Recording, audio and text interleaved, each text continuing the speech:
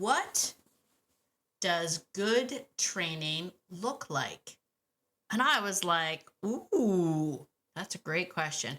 My answer to that is that good training looks like nothing at all. It looks like nothing at all, because when it's that good, when your relationship is solid, and you have done all of the things, you don't need to do very much. Believe it or not, good training looks quiet. It looks easy. It feels easy, and it's felt by others. And it's not about control. It's about leadership. Yes, today on the podcast, we're getting into that hot topic of leadership. But more importantly, what does leadership look like to a dog? Great question. Let's get into it. Ready to have a calm and peaceful life with your dog without the stress of those fear-based behaviors? Hi, I'm Tracy, and I've been there, overwhelmed by all the conflicting dog training advice and unsure of what to do next.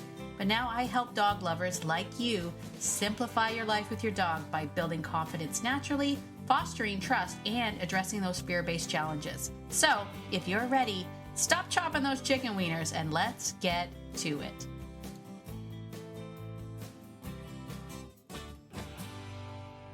Hey there, friend. Just a quick reminder before we dive in. I want you to know there is still time. That's right. You can still get access to the Calm Down Dog Bootcamp, even though technically today it's wrapping up. The live sessions are wrapping up today. But if you missed them, you can still access the replays and jump in that group. You can even ask your questions still in that group. There may be, wink, wink, nudge, nudge, there may be another impromptu Q&A session. You don't know. You don't know.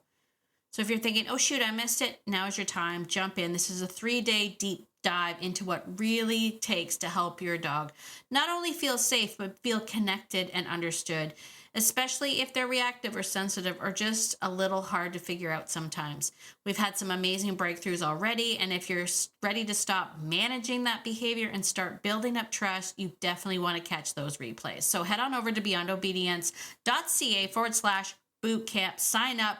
You'll get into the group. You can ask your questions. I'd love to see you there. And hey, I'll be here when you get back. Well, hello, my beautiful friend. It is Tracy. Welcome to Beyond Obedience, the podcast. Super duper welcome. If you're brand new here at Beyond Obedience, we're going to be talking about all the things that go, beyond obedience. You've done all the stuff. You've done all the drills. You've done all the training. You've read all the books. You're listening to the podcasts because you're currently listening to a podcast. You're doing all the things and you're still struggling. Then this is the place to be, because we go beyond obedience. We kind of challenge the norm. We flip the script. We do all this stuff so that you can find that missing piece that helps you build not only an incredible bond, but a real relationship with your dog. One that will have you be the envy of all your dog-loving friends. That's a bold statement, Tracy. That's a bold statement. But hey, you want to know something? Honestly, it's true. It's a true statement. It's a true statement. Ask me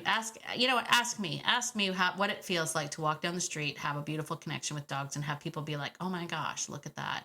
How did you do that? Now you can be like, I'll listen to this podcast. You should check it out. Shameless plug for me. All right.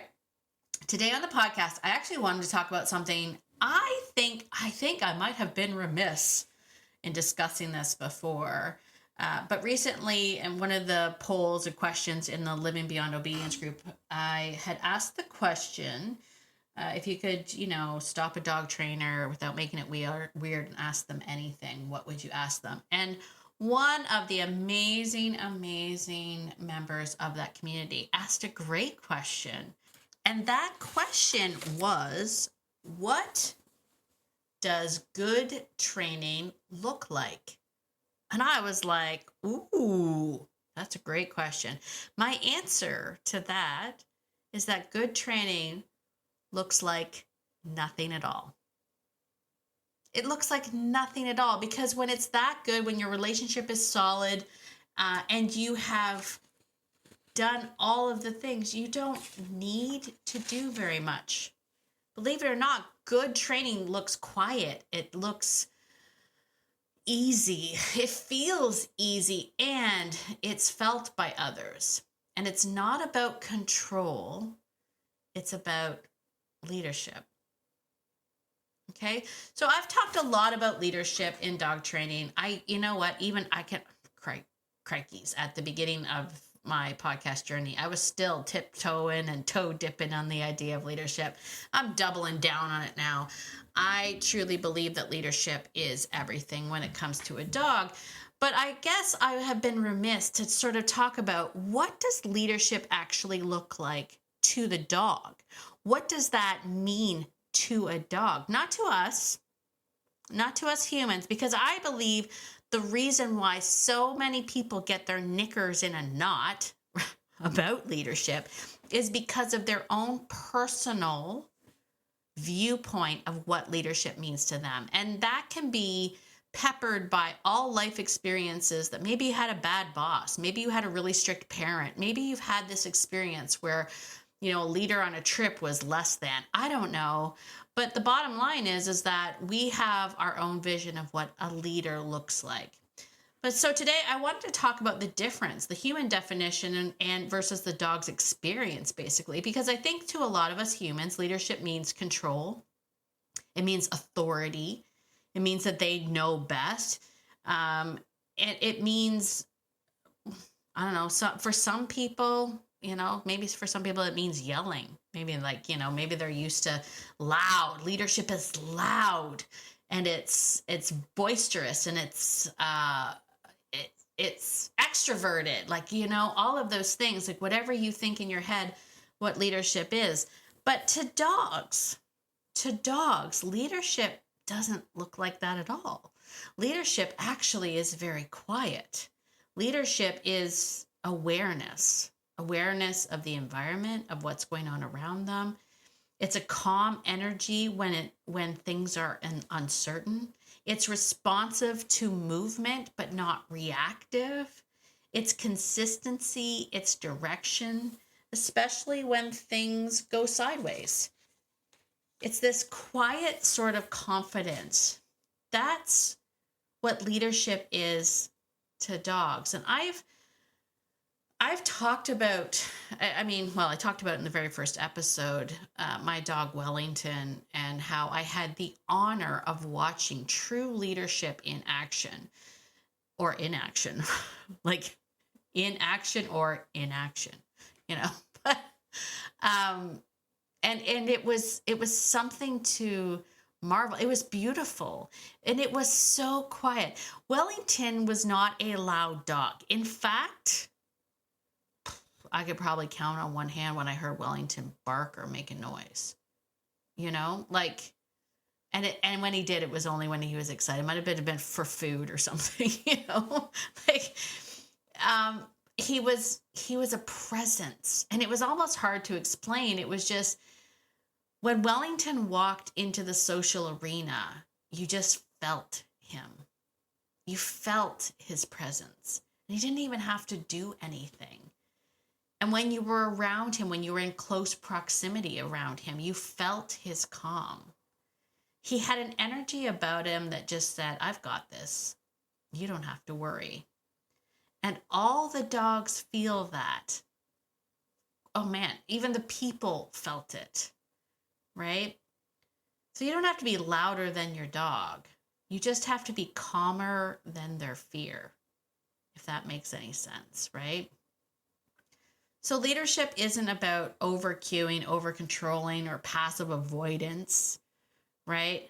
Hoping that the dog figures it out without your presence. That's not actually leadership. Leadership is relational. It's not positional.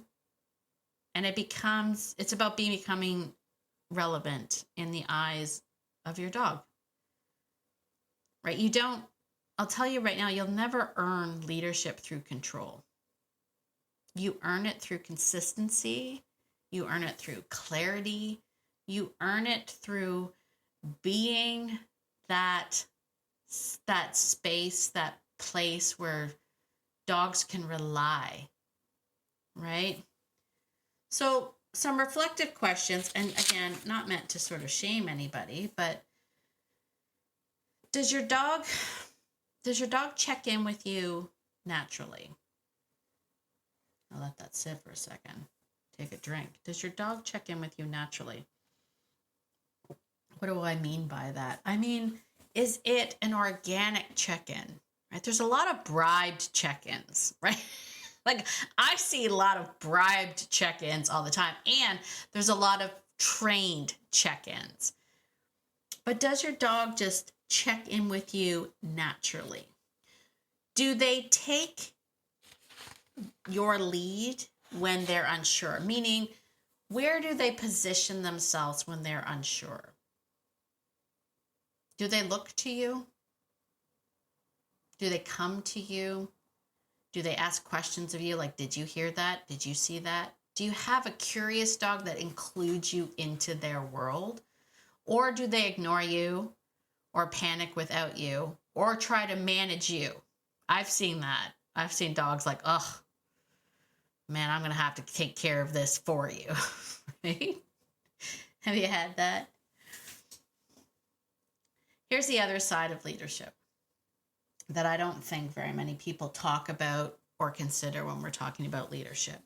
Leadership is also knowing when to follow. Knowing when to follow. There are times in my life, many, many times, my friend, where I look to the dogs and I go, you deal with that. You deal with that. And I've heard quite often, I've had some people, just in conversation when we're talking about things like that, I've had people ask me, well, does that mean that you've deferred your leadership? Does that mean that you lost leadership scorecard points? If you know me, you know about my leadership scorecard. And the answer to that is no. I really truly believe that you don't lose leadership score points when you defer to the dogs in areas where you know the dogs will succeed. Right? I think it's actually smart and it's part of survival. And that's what they would do. Right? The dogs actually will shift positions depending on who is the right, I'm going to say man for the job, but who's the right dog for the job in that moment. That's what survival is about. They don't walk around with egos being like, I can't let that little pipsqueak of a dog take care of that threat. If that little pipsqueak of a dog is a Jack Russell and it's going to throw down for you, you're going to step aside. Let the little pipsqueak take care of that, right? There's no ego involved in that. There's no problem where, dogs are like, I should have probably handled that better. They don't have that. They know to defer and to shift in order to survive. So that actually is a leadership role, right? So leadership is so many, I think there's in a lot of ways, it's almost polar opposite to what we think it is, which is why I think there's such a huge controversy around the word. But for me, again, leadership is about guidance and guiding a dog through a human experience. It's me saying, in this place right here, right now, inside Humansville, where everything is crazy and there's bells and whistles and things and nothing makes sense and there's big mechanical machines that can run you over and all of that stuff, that you have to defer to me. But heck, if I'm in the woods and I hear something, like that snap, when you hear that tree branch snap and you're like, what was that? What was that? Josh, just tell me where you are, man. Blair Witch Project. That's my Blair Witch Project. Oh man, that's a while ago.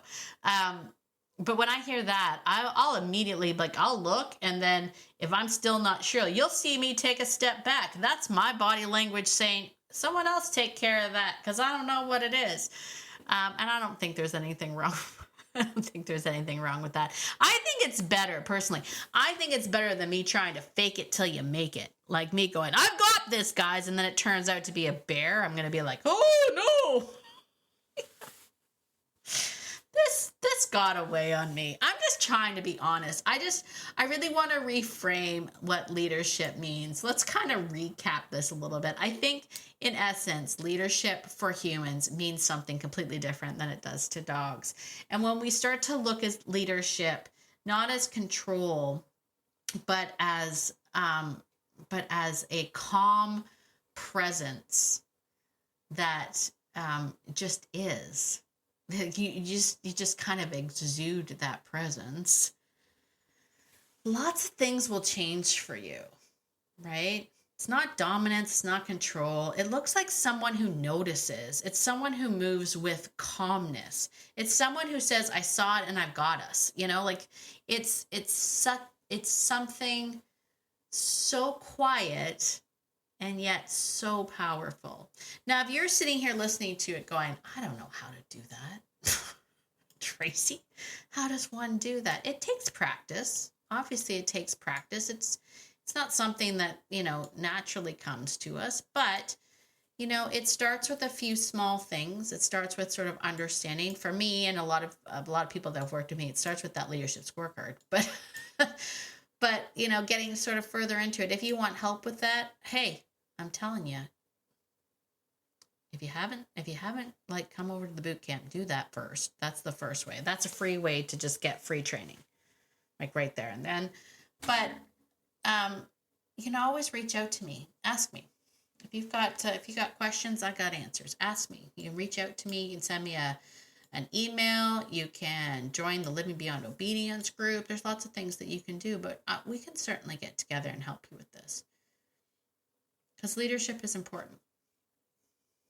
Leadership is important.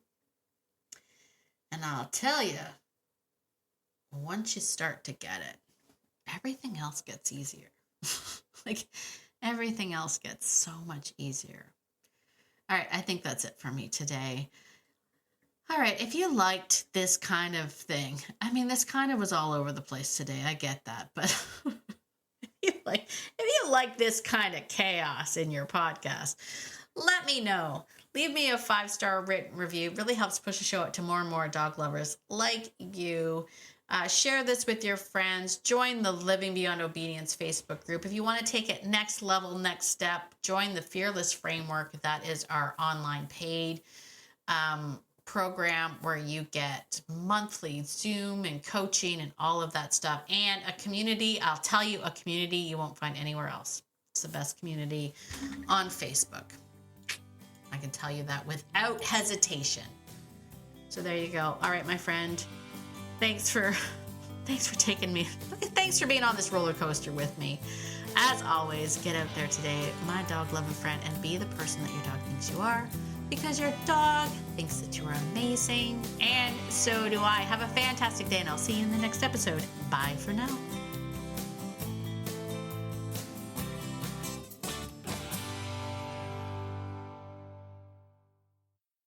Oh, and one more thing. This podcast is meant for entertainment and education purposes only. It's not blah. Let's see how many outtakes I can get. Hey, this is going to be my little test. If you heard this outtake, let me know. Send me a message. Be like, I'll listen to the whole thing. All right. Take 2. Oh, and one more thing. This podcast is meant for entertainment and education purposes only, and it's not meant to replace hands-on professional training. If you're really struggling with your dog, please reach out to a professional in your area. All right, I think that's it. Bye for now.